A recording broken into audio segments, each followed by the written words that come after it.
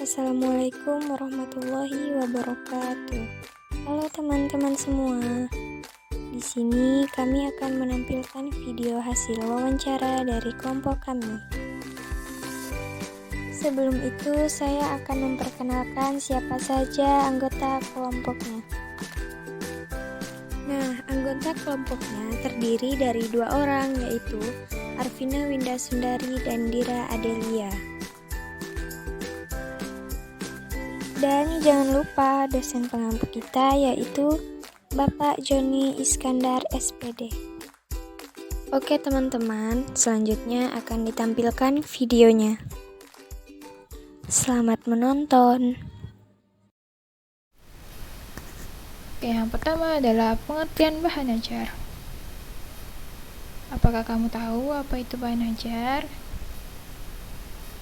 Nah, bahan ajar adalah bahan atau materi pelajaran yang disusun secara sistematis yang digunakan guru dan siswa dalam proses pembelajaran.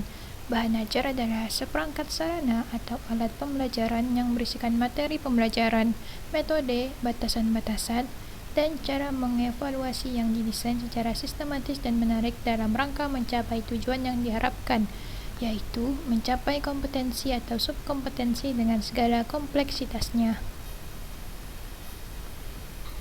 Selanjutnya ada karakteristik bahan ajar.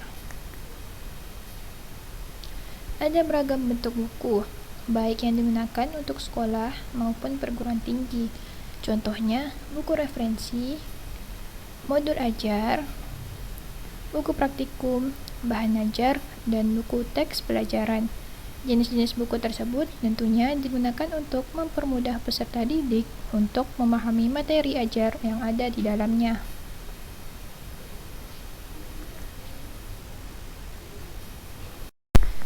Oke, selanjutnya ada jenis-jenis bahan ajar.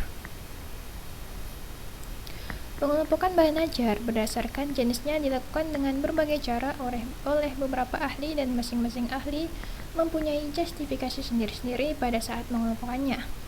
Haynes dan kawan-kawan pada tahun 1996 mengelompokkan jenis bahan ajar berdasarkan cara kerjanya. Untuk itu, ia mengelompokkan jenis bahan ajar ke dalam 5 kelompok besar, yaitu yang pertama, bahan ajar yang tidak diproyeksikan seperti foto, diagram, display, model. Yang kedua, bahan ajar yang diproyeksikan seperti slide, film strips, overhead, transparencies, proyeksi komputer. Yang ketiga, bahan ajar audio seperti kaset dan compact disc. Yang keempat, bahan ajar video seperti video dan film. Yang kelima, bahan ajar atau media komputer, misalnya Computer Mediated Instruction atau CMI, dan Computer Based Multimedia atau Hypermedia. Fungsi bahan ajar bagi guru adalah bentuk pengarahan semua aktivitasnya dalam proses pembelajaran sekaligus merupakan substansi kompetensi yang harusnya diajarkan kepada siswa.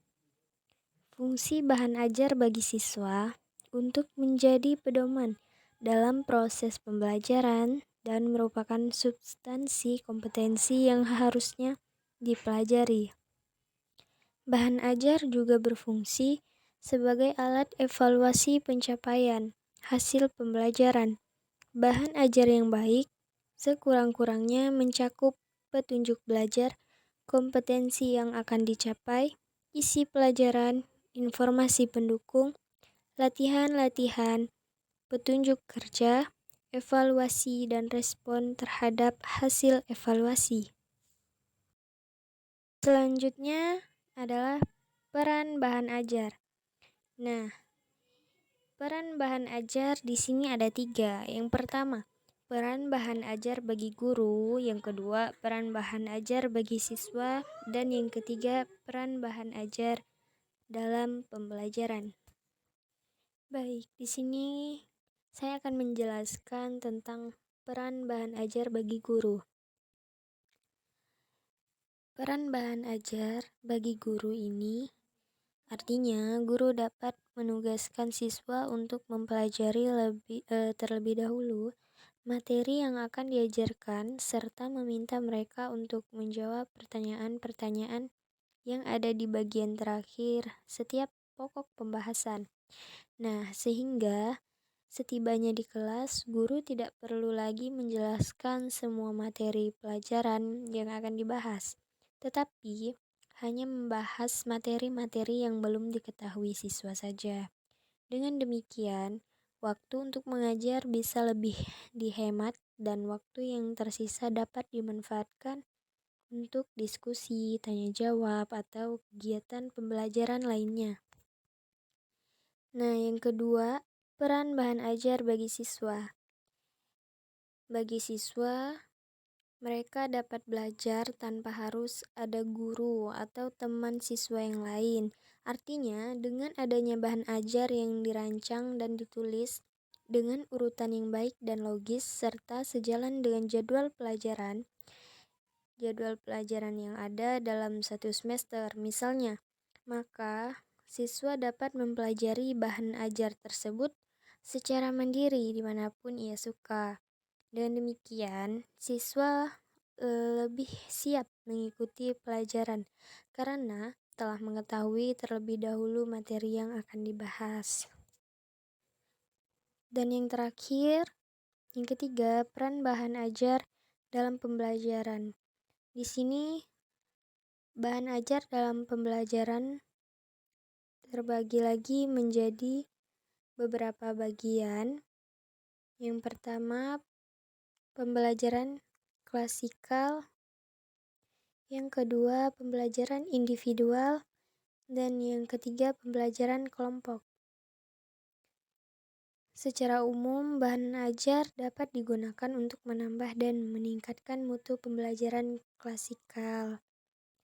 Nah, selanjutnya, pembelajaran individual ditandai dengan metode pembelajaran yang menekankan pada aktivitas siswa dibandingkan guru. Metode pembelajaran individual dirancang untuk kebutuhan masing-masing siswa secara individual, yang berbeda cara dan kecepatan belajar siswa yang satu dengan yang lainnya. Nah, yang ketiga, pembelajaran kelompok. Metode pembelajaran kelompok didasarkan pada humanistik psikologi yang menekankan pada cara orang berinteraksi dalam kelompok kecil dengan menggunakan pendekatan dinamika kelompok. Ketika metode ini digunakan dalam situasi pembelajaran, pada umumnya metode ini tidak membutuhkan perangkat keras yang dirancang khusus dan dalam beberapa hal sangat sedikit membutuhkan bahan ajar dalam bentuk tertulis seperti booklet, lembar panduan diskusi, buku kerja, dan lain-lain. Kita masuk ke wawancara narasumber. Di sini, menurut narasumber yang bernama Bapak Triyono, SPD BO, dan Bapak Indra Gunawan, SPD, yang merupakan guru dari SMP 1 Tayan Hilir dan SD Negeri 17 Pontianak, mengatakan bahwa bahan ajar yang digunakan semasa pandemi COVID-19 yaitu berupa LKS, buku paket, modul, video pembelajaran, dan juga buku teks. Oke, yang pertama kita bahas tentang LKS. LKS atau lembar kerja siswa adalah materi ajar yang sudah dikemas sedemikian rupa, sehingga siswa diharapkan dapat materi ajar tersebut secara mandiri. Dalam LKS, siswa akan mendapat materi, ringkasan, dan juga yang berkaitan dengan materi. Selain itu, siswa juga dapat menemukan arahan yang terstruktur untuk memahami materi yang diberikan dan pada saat yang bersamaan siswa diberikan materi serta tugas yang berkaitan dengan materi tersebut. Selanjutnya, modul. Modul ini merupakan bahan ajar yang ditulis dengan tujuan agar siswa dapat belajar secara mandiri tanpa atau dengan bimbingan guru. Oleh karena itu, modul harus berisi tentang petunjuk belajar, kompetensi yang akan dicapai, isi materi pelajaran, informasi pendukung, latihan soal, petunjuk kerja, evaluasi dan balikan terhadap evaluasi. Nah, dengan pemberian modul, siswa dapat belajar mandiri tanpa harus dibantu oleh guru. Nah, yang terakhir adalah video pembelajaran. Video pembelajaran adalah sebuah media yang menyajikan audio visual yang mengandung materi pembelajaran yang berisikan konsep, prinsip, prosedur, teori, dan contoh terhadap suatu pengetahuan dengan harapan penonton dari video dapat memahami isi materi pembelajaran tersebut. Nah, itulah beberapa hasil dari wawancara yang kami lakukan terhadap guru SMPN 1 Tayan Hilir dan SD Negeri 17 Pontianak yang mengatakan bahwa bahan ajar yang digunakan semasa pandemi COVID-19 yaitu berupa LKS, buku paket, modul, video pembelajaran, dan juga buku teks. Mungkin cukup sekian yang dapat kami jelaskan dan kami sampaikan.